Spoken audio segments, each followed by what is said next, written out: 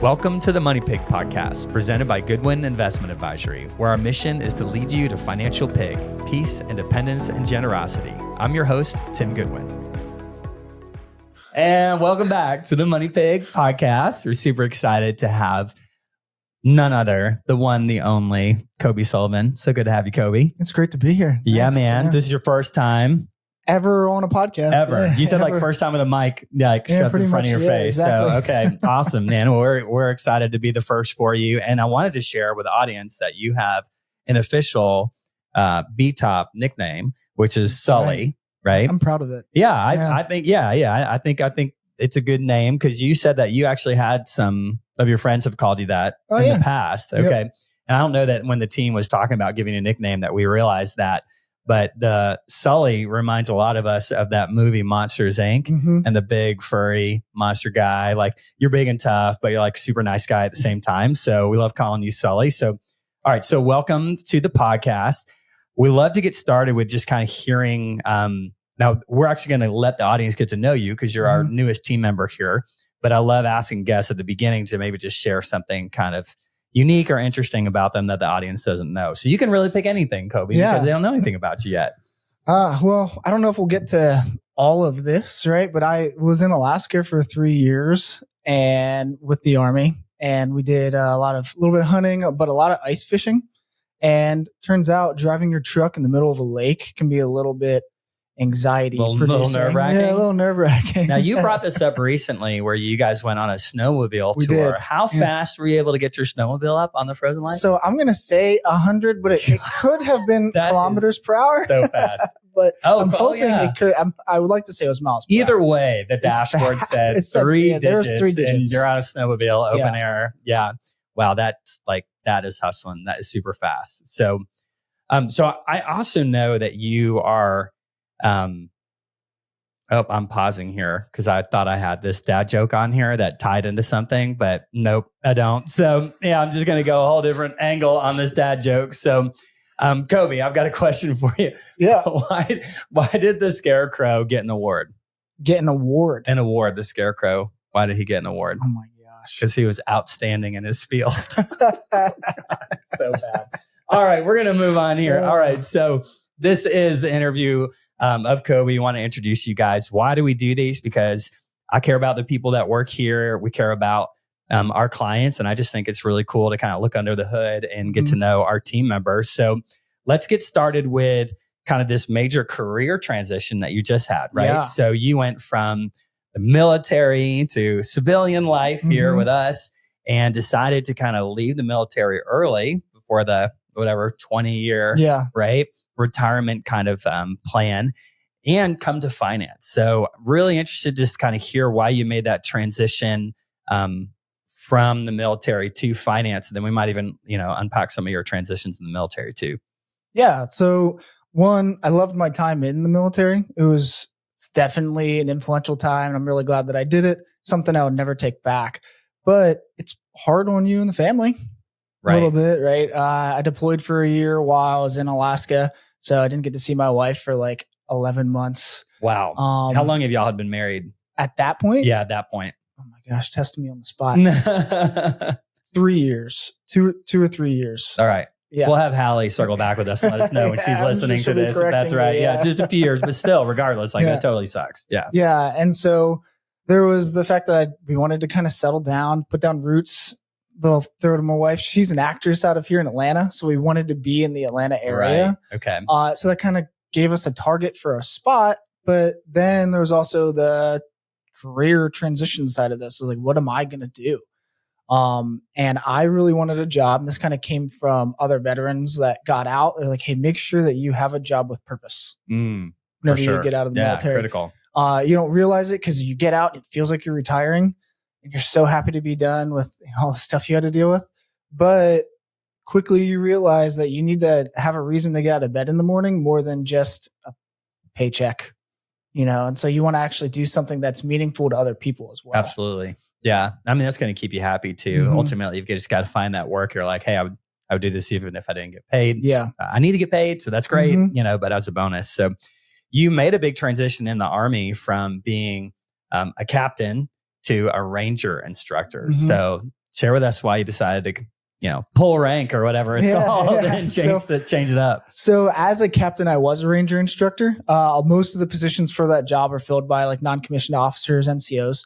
But I had the chance I like working with small teams, right? For one. So I really enjoyed having, 12, 11 guys underneath me. And that's what I did for most of my time as a ranger instructor. It's called a platoon tactical trainer, right? So basically what that means is I ran a team that either did tactics or mountaineering. And so I wanted to transition to something where I worked with a small team and also got to do something fun. I like teaching, which is another reason that kind of drew me to finance. Yeah, for sure. And I like the idea of developing, men and women in the military, because it's what I did. It's like Ranger School, if anybody doesn't know.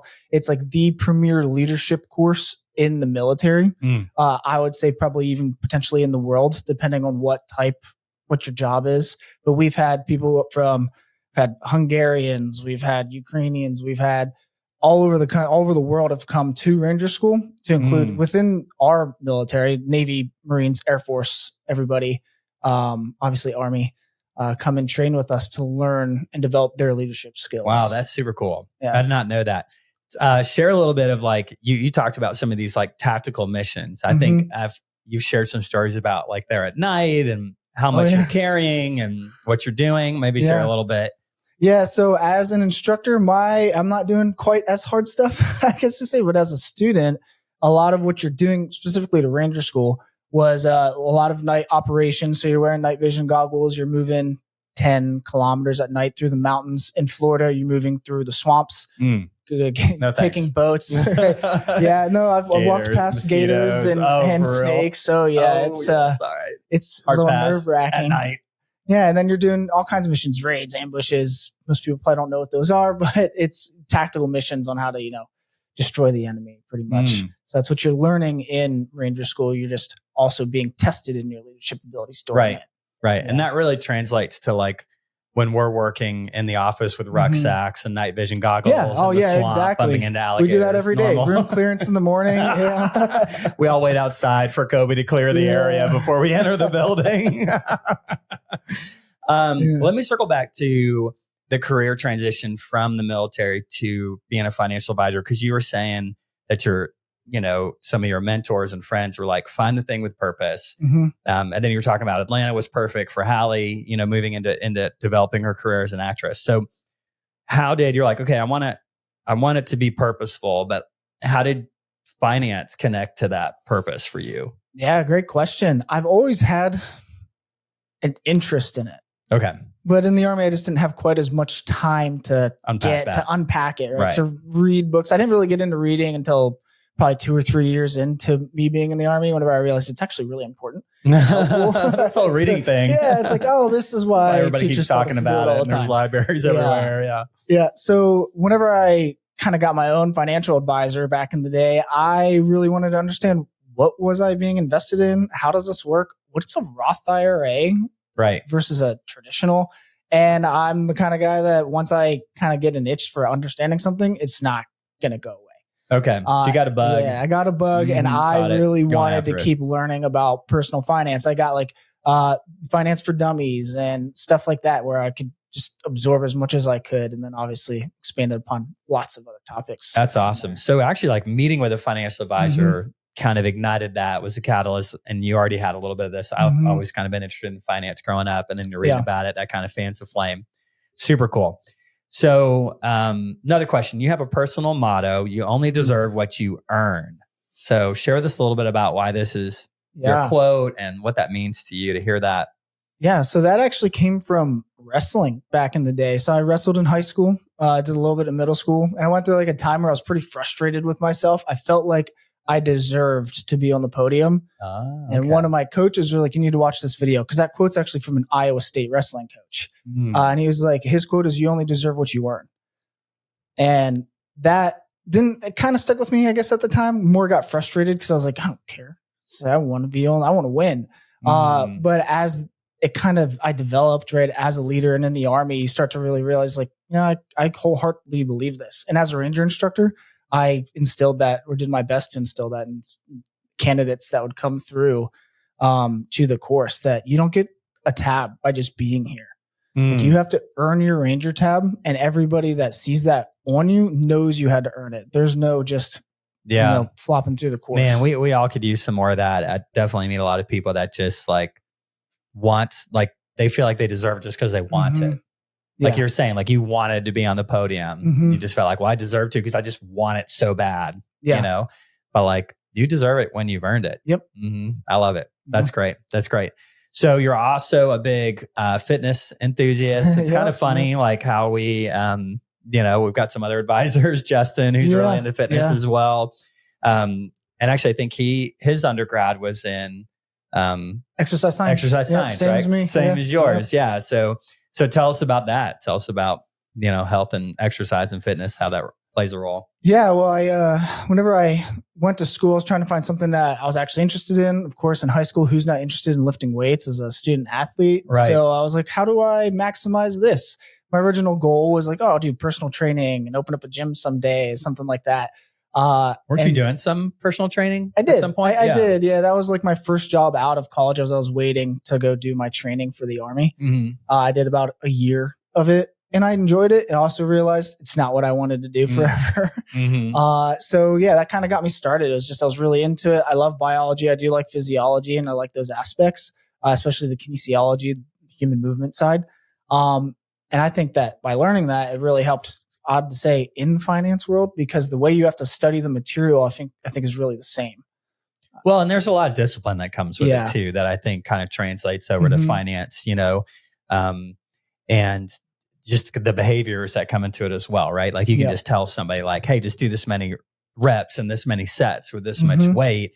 It's really easy to understand. Just like, hey, you can save $500 a month in a Roth IRA and it'll be worth so much more in the future. The harder part is to actually understand the psychology about why somebody's going to do that or not, right? Which I think plays into the personal trainer, just like the personal financial advisor. So, well, that's awesome. We appreciate anybody being more into fitness and health around the office. We need all the help we can get because generally we're just going to order crumble whenever we feel like it. Sweets, we love them here. So let's move on to more of like the job of being a financial advisor. So one of the things that I know is rewarding to you and it's rewarding to me too, is just this relationship that we get to build with our clients over time. So unpack like how that's rewarding for you. You getting to kind of work as an associate wealth advisor here and work with clients. Like what has that been like so far? Yeah, well, I think one of the best ways to not only better yourself, but to also help people is through serving.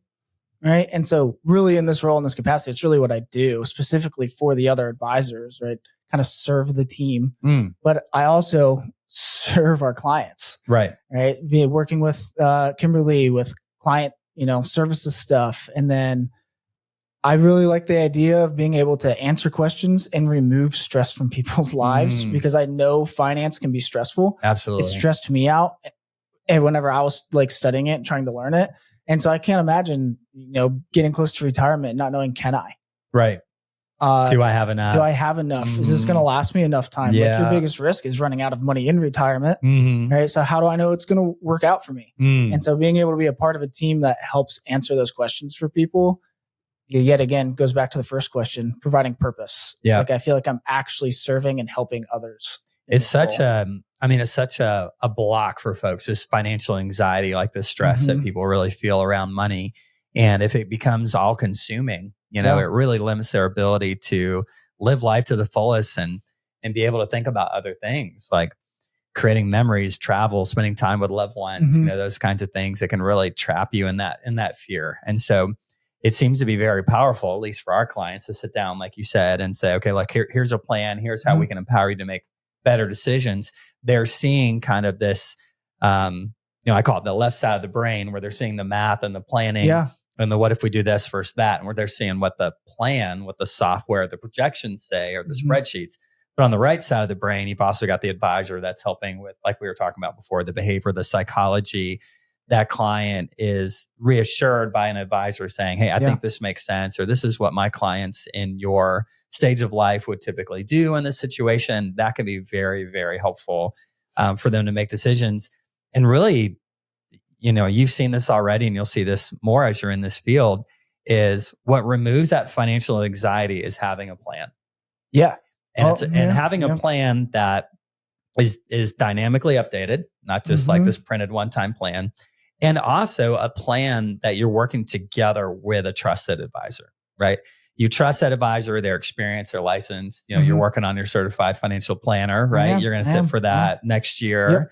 So that's super cool. So you'll have the experience behind that as well. You'll have those credentials. And so when a client comes in and has somebody that they can trust like you and that plan, that's what removes that financial anxiety. Yeah. And I love that you mentioned that too. We have a saying, right, in the military, Army really is no plan survives first contact. Right. So you go in and in every mission that you do, you always have a very detail oriented plan. It's one of the things that we teach in Ranger School. It's called the troop leading procedures, right? How are you going to lead this 30 or 40 man platoon into your objective and your mission and complete the mission within a certain amount of time, right? But as soon as it starts, I can guarantee you it's not going to go the way that you thought it was going to. So you said the first plan never survives first contact? Yeah, your plan never survives first contact. Man, that's so true. And so that's why I like it here. It's like dynamic financial plan, right? It's the same thing. We're going to sit down in this room. We're going to get everything good to go. And then something's going to happen in 2 weeks and you're going to need help again. Yes. Yeah. And it's funny because we call it a plan because it just seems to make more sense, but it's just it's ongoing planning, and you have this moment in time where you check in on how's the planning going. The planning's going well. Look at what the planning or the plan looks like right now. But the market's changing, life changes. It's going to be so different. So, but that's cool that you relate to that financial anxiety. You realize how that's just so common amongst just the human condition. We all have that financial anxiety, figuring out how to manage it. And that is just really rewarding to help a client navigate those decisions. So super cool.